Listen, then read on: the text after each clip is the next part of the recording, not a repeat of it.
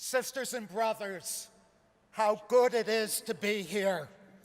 20 years ago, I came to Cape Town as an election observer as we celebrated political freedom in South Africa. Now, 20 years later, UNI is here, this time demanding economic freedom, economic dignity, economic justice for all people. We have heard in the last few days many success stories from around the globe. But even if we were to multiply these stories many times, it would still not be sufficient in the face of growing corporate greed and power and obscene and growing levels of income inequality. We must reconceive of ourselves as not just a labor movement, but as the labor component of a broad progressive coalition. That's how we get stronger. And we must always remember as well that you build a movement from the bottom up and not from the top down.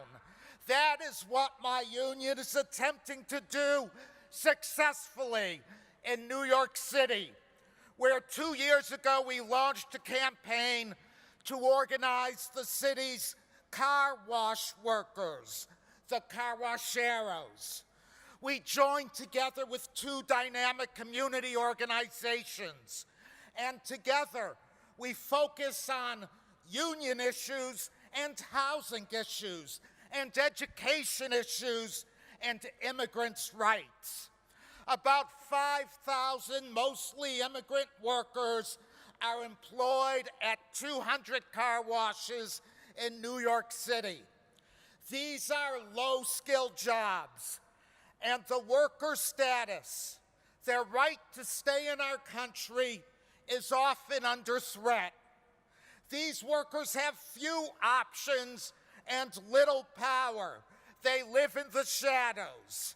Employers feel that they could get away with anything, and the workers would be powerless and afraid to complain. These workers labor for 60, 70, or more hours a week. They get paid less than the minimum wage. They don't receive legally required overtime pay. They receive no protective equipment, not even a lousy pair of gloves to deal with harsh, unknown chemicals. Their tips are stolen. Their managers abuse them. And the owners presumed nobody would care. But we cared. We felt that it was important for the movement to show that if these workers could organize, then any workers can organize. And we have moved this campaign along faster and further than we ever expected. This campaign has been a constant fight. We've taken it to the streets, to the courts, to our elected officials, to the media. We've repeatedly held strikes and closed down car washes until we got what we wanted. We've caught the public's attention, and we have won 9 out of 9 elections, and we continue to organize. We now have contracts at 7 car washes so far. And let me tell you about these contracts. Wages are increased. Schedules have to be posted. Hours have to be shared fairly. Tips have to be distributed fairly. Workers have paid time off. For many, this is a first. We have language that protects immigrant workers from harassment. We have language that underscores workers' right to a safe workplace. And we have a grievance procedure and the full representation and protection a union provides. Carwacheros are willing to stand up for what is fair and for what is just.